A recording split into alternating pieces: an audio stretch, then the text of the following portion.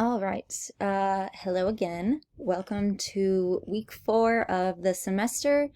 I hope everyone's classes are going well. I hope you're adjusting to sort of the chaos that is this semester. Just want to take this opportunity while you're listening to remind everyone that I'm here to help with whatever you need. If there's ever a week where things seem unclear, instructions just aren't making sense or something just seems undoable, you need an extension on a deadline, things like that, please reach out to me. I really am here to help. Whether it's during office hours, if you want to call me on Microsoft Teams, or just reach out through email. I know things are pretty crazy right now, so just don't hesitate to seek me out if there's anything I can do for you. But with that being said, this week we are focusing on organizing and drafting business messages. So at this point, you should have read through chapter 5 in the textbook, and now we're going to kind of contextualize some of that information, explain it a bit further, so then you can use it for this week's discussion board and assignment. So, like I said, this week, we're going to do some exploring in the wonderful world of grammar, which I'm sure you've all been waiting for. So riveting.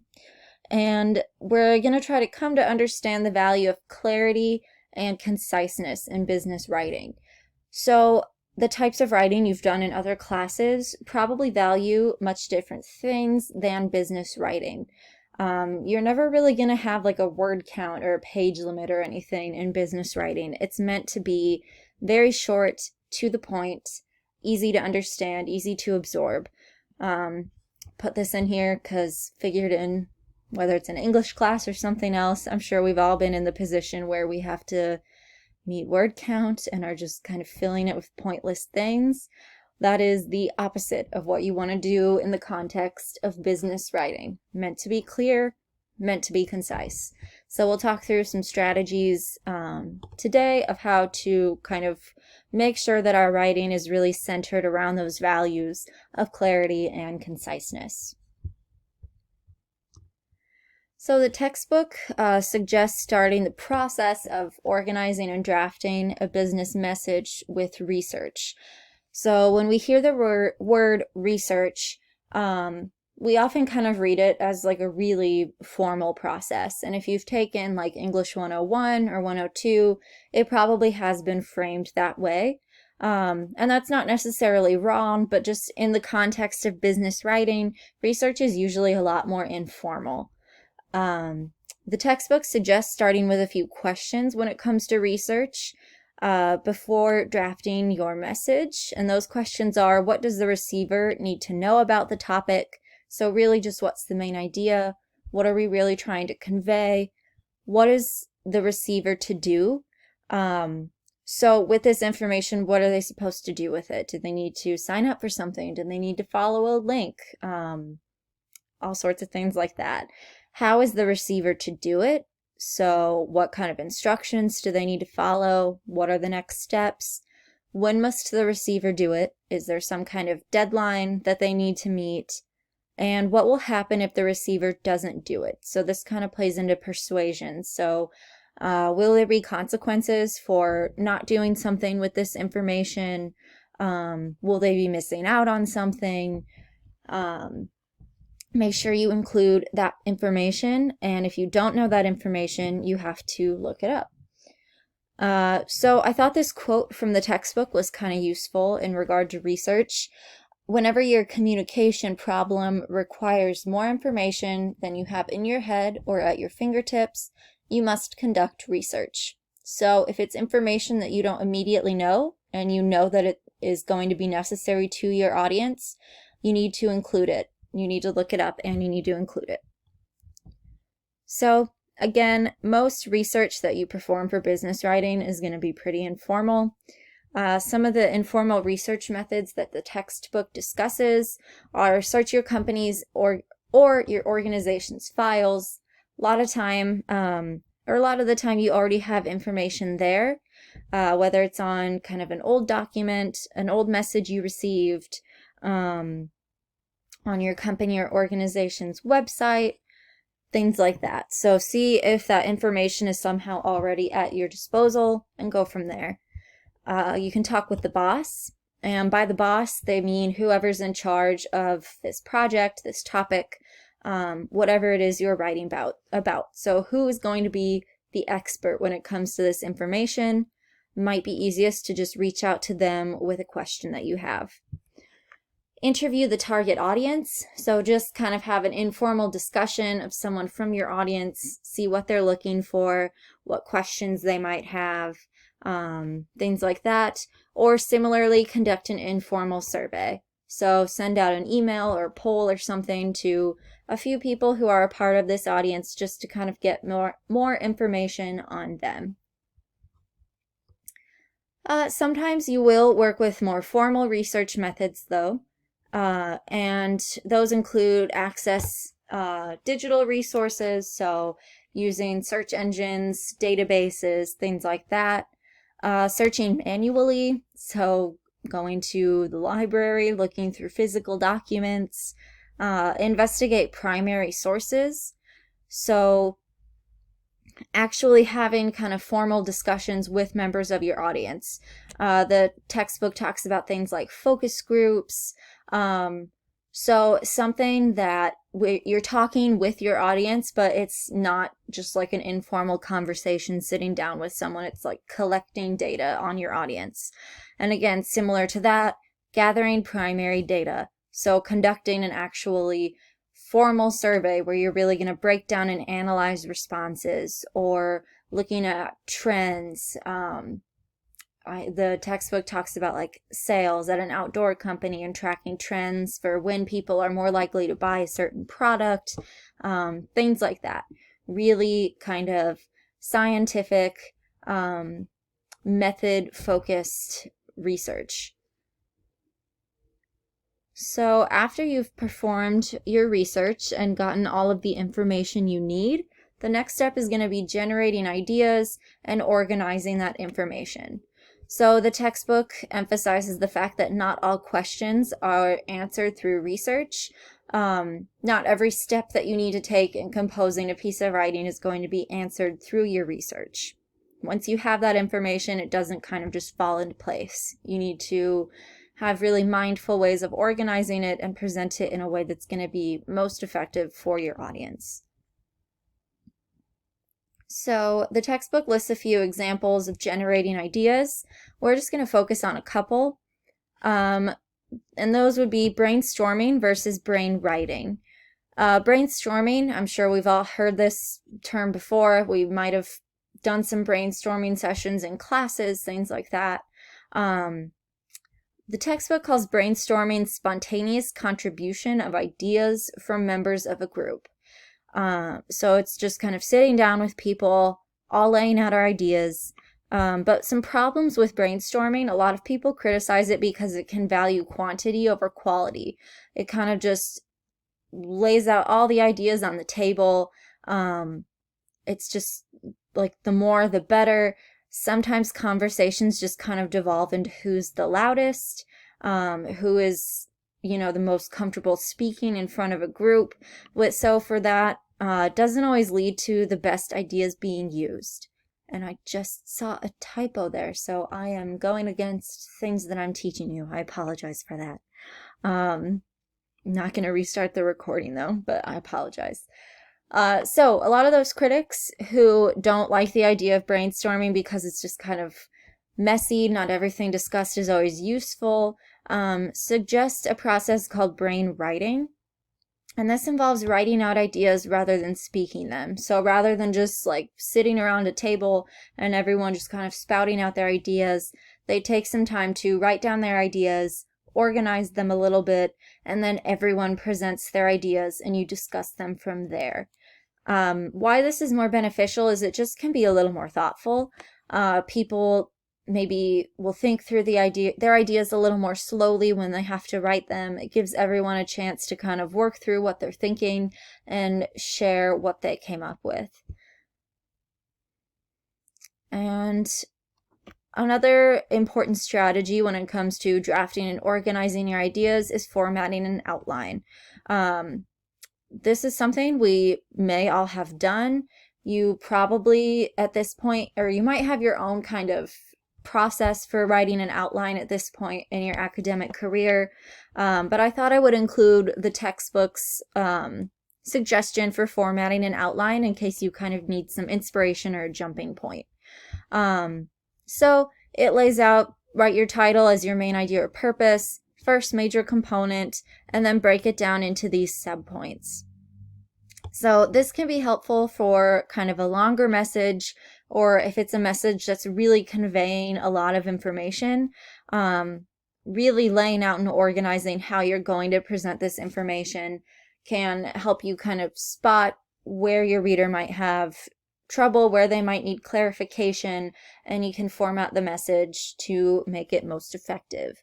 Again, not every outline has to be kind of this fancy, I guess you would call it. You might develop your own kind of system over time, but if it's not something that you're really used to, this might be a good tool to start with when it comes to formatting your ideas. So when you're drafting your message, you might want to, or you will have to, make the choice between using a direct and an indirect strategy. So a direct strategy gives the main idea first, followed by details, explanation, or evidence. So right away, within the first sentence or two, you know the main idea of this message. The indirect strategy, on the other hand, lists details, explanation, and evidence before the main idea. So breaking that down a little further, a direct strategy is a good idea, or it's a good idea to go with a direct strategy if you're pretty sure that your audience will be pleased, mildly interested, or neutral to the message's content. So if you know that they're already going to react in like a semi-positive or a positive way to whatever this message is, you can go with a direct strategy. Benefits of this strategy is it saves the readers time. They know right away what kind of information they're getting. It sets a proper frame of mind. They know exactly what this message is talking about. They have the most important information before reading kind of the sub-details, and it can reduce frustration. I'm sure we've all received a message that just has a really long introduction and you just want it to get to the point, and it's frustrating that you're being given all this kind of fluff information rather than what's really important, and the direct strategy can really help avoid that. On the other side of things, indirect strategy is a good idea to go with if your audience will be unwilling, uninterested, displeased, or even hostile to the message's content. So with that being said, this strategy works well for stuff like bad news, messages that require persuasion, or sensitive news. So things like rejection emails, trying to convince someone to sign up for something or do something, news that might be hard to hear, really. So benefits of this strategy: respects the feelings of the audience, facilitates a fair hearing. So you might be someone is going to be more likely to read through a message with bad news if it's kind of delivered gently, if they're given time to kind of prepare for it. You're more likely to close out of a negative message if the news that you're displeased about or hostile towards is just kind of delivered first thing without any sort of cushion. And again, with that, it minimizes a negative reaction. So softens the blow of bad news, can kind of ease your audience into something that may be hard to hear or hard to read. So an example from the textbook, something like an indirect opening that puts all those sub-details first and then the main idea would be: our company has been concerned with attracting better qualified prospective job candidates. For this reason, the Management Council has been gathering information about an internship program for college students. After considerable investigation, we have voted to begin a pilot program starting next fall. We are asking for your help in organizing it. So it gives all of this explanation and everything beforehand and leaves that main idea here at the end, whereas a direct opening just comes straight out and gives us the main idea. Please help us organize a college internship pilot program that the Management Council voted to begin next fall.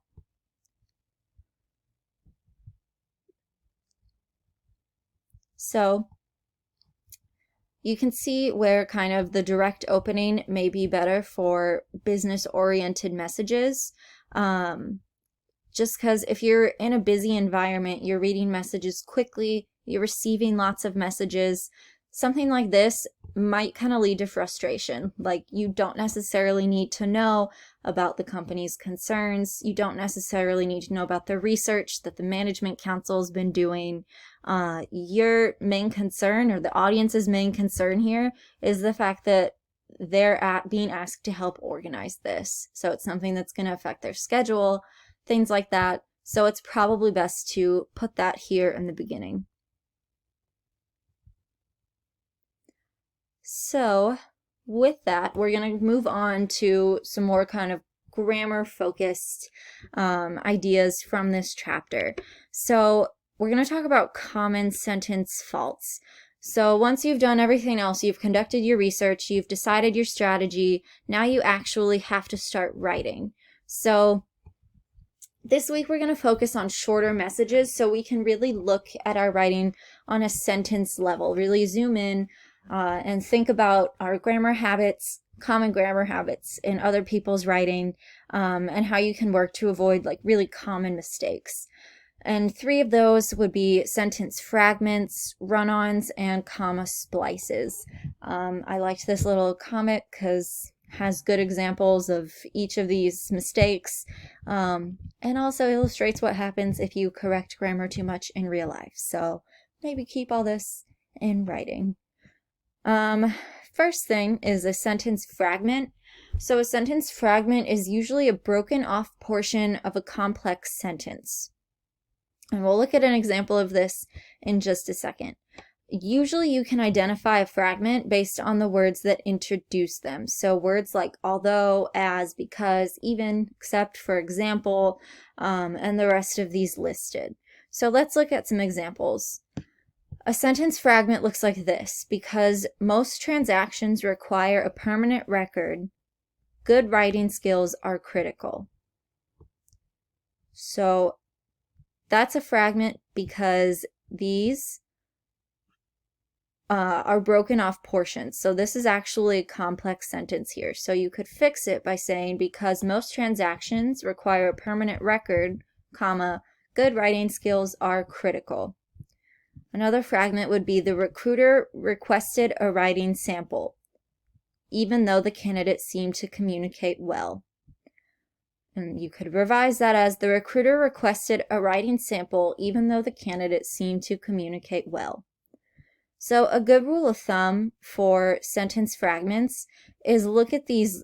If your sentences are seeming really short and its reading is kind of choppy, look at these short sentences and where they're broken off and see if they could be combined together to form a complex sentence. So if you added a comma here, would it make a complex sentence? Would it be a full idea? Yeah, so if your writing is seeming to rely on really short sentences, everything seems kind of disjointed and broken off, try to go through and see where or how you could connect those short sentences, because most likely you've just used some sentence fragments. Another really common sentence mistake are run-ons. So a run-on is when 2 independent clauses are not joined by a coordinating conjunction, a semicolon, or separated into 2 sentences. So a run-on would be the opposite of a fragment. It's when 2 phrases that should be separated are not.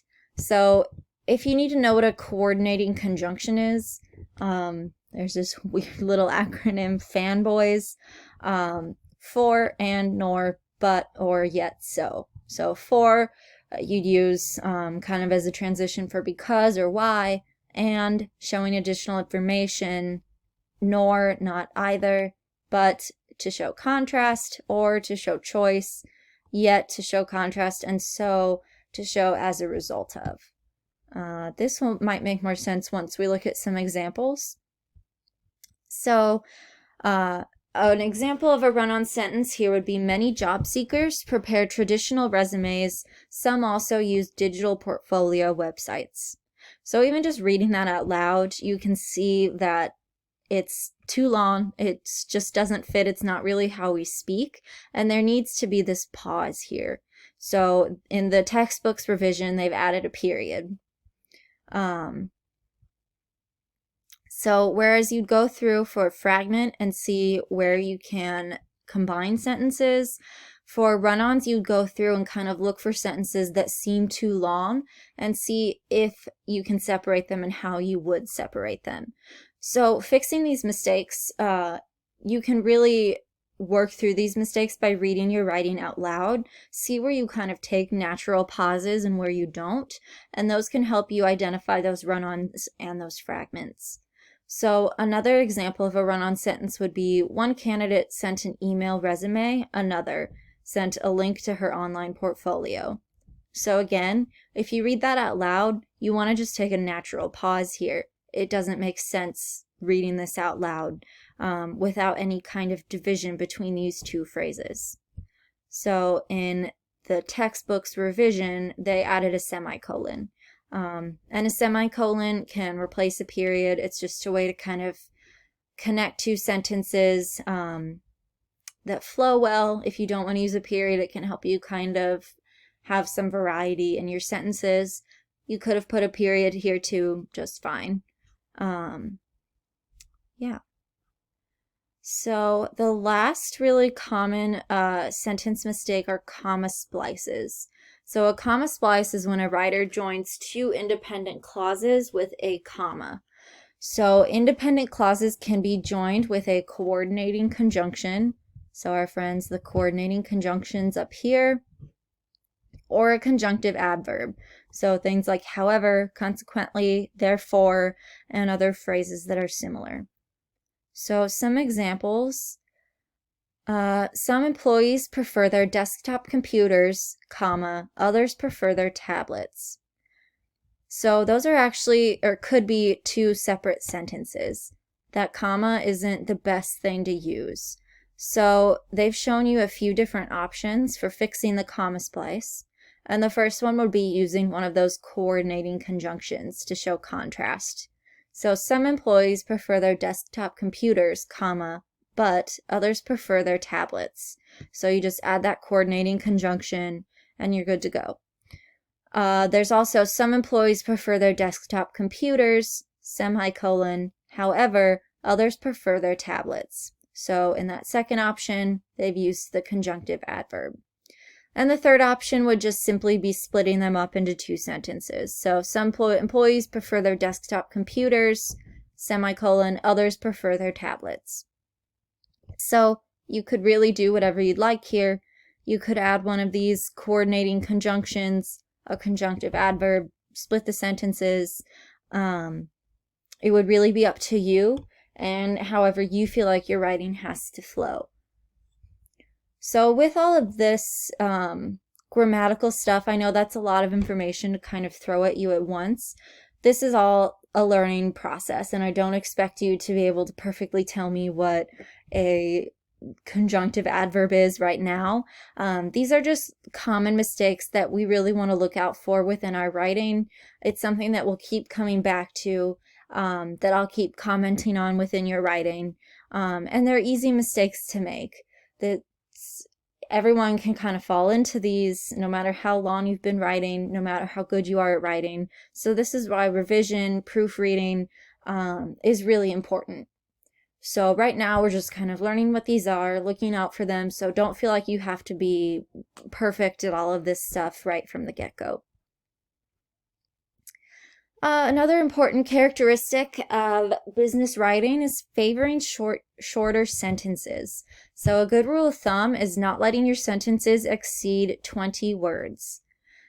Business readers want to understand things quickly, and short sentences can really help them do this.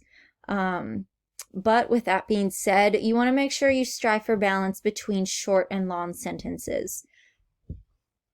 So you can use things like coordinating conjunctions, conjunctive adverbs, semicolons to kind of stretch out sentences. Not everything has to be super short. You don't want it to seem like elementary school writing or anything. But yeah, so try not to exceed 20 words. You can kind of get lost in those really wordy paragraphs, and you want to make sure that your readers can quickly and easily absorb the information you're giving to them. Another thing we're going to talk about is active and passive voice. So in active voice sentences, the subject performs the action, whereas in passive voice sentences, the subject receives the action. So this will make more sense if we look at the textbook's examples. So an active voice sentence would be, Justin must submit a tax return. So here Justin is the actor. He's performing the action of submitting. Whereas in passive voice, this sentence would be, the tax return was submitted by Justin. So he's not performing the action, it's receiving the action. A good rule of thumb with active and passive voice is if you can put by something at the end of the sentence, it's probably in passive voice. So all tax returns were reviewed by officials. You could do it here. A big error was made in the budget by Justin. You want to make sure that, or if your sentence can end in that way, it's passive voice, and you most likely want to change it to active voice. So rather than all tax returns were reviewed by officials, officials reviewed all tax returns. Or a big error was made in the budget by our CPA. In active voice would be, our CPA made a big error in budget. As you can probably see from these examples, active voice sentences are typically easier to understand and shorter, and most business writing is and should be in active voice. But passive voice can be useful to emphasize an action rather than a person, de-emphasize negative news, or conceal the doer of an action. So say we want to de-emphasize negative news or conceal the doer of an action, you could say something like, a big error was made in the budget. That way you can kind of conceal that it was the CPA, mask the news that it was an individual who made the mistake. For this one, cash refunds cannot be made. You're kind of taking the heat off of we and making it seem more like just a disjointed rule that's in place. So passive voice can be useful, but you really want to err on the side of caution with that and try to use the passive voice as much as possible, or the active voice as much as possible, excuse me. And the last thing is parallelism. So parallelism creates balanced writing that's easy to read and understand. So we're just going to jump right into some examples for this. A sentence that lacks parallelism is, a wedding planner is in charge of arranging the venue, the flowers, and a person to take photographs. The lack of parallelism here would be nouns. So between wedding planner and a person who takes to take photographs. So if you wanted that more parallel, you could say a wedding planner is in charge of arranging the venue, the flowers, and a photographer. So you're matching this noun at the beginning of the sentence and this noun at the end. Another sentence that lacks parallelism, our primary goals are to increase productivity, reduce costs, and the improvement of product quality. So here the verbs don't match. So increase, productivity, reduce, and the improvement. So increase and reduce are both verbs, and improvement is a noun. So this isn't matching. So to change it to be parallel, you could say, our primary goals are to increase productivity, reduce costs, and improve product quality. So here the verbs match. Everything's a verb. Last one, we're scheduled to meet in Tampa on January 5th. We are meeting in Atlanta on the 15th of March and in Columbus on June 3rd. So obviously that's just really unclear. So to make it more parallel, make it more easier to understand, you could say we are scheduled to meet in Tampa on January 5th, in Atlanta on March 15th, and in Columbus on June 3rd. So this just matches the phrases, really reduces confusion. So now we're going to try to put all of this to use. So the next steps for week 4 are participating in the week 4 discussion board. This is really going to be focused on indirect and direct strategy. What kind of the benefits are for that, see if we can identify it in a message that's already there. So you can find the prompt for that in the actual discussion board, and be sure to respond to at least 2 other posts to receive full credit for this. Please, again, make your responses as thoughtful as possible. Try to avoid those just like good points so-and-so responses that we've all seen in discussion boards before. And then complete the week 4 assignment. That's going to ask you to draft a couple things that are really focused on clarity and conciseness. And hopefully you can use some of these strategies, parallelism, active voice, and things like that. And again, if any of that grammatical stuff seems overwhelming, don't worry too much. We're going to keep kind of going back to that. I know sometimes it's not extremely easy to understand and you kind of have to put it into practice. You're not going to necessarily be graded on your mastery of passive and active voice and stuff like that. I just want to see that you're kind of engaging with these ideas and concepts. And we're going to keep trying because, like I said, everyone can make mistakes and fall victim to these common mistakes. Yeah, but if anything seems just really unclear or confusing, feel free to reach out to me. I can help explain things further or put you in touch with some resources that might be helpful. So, as always, if you have any questions or anything, go ahead and reach out to me. And otherwise, have a great week and good luck on all of your assignments.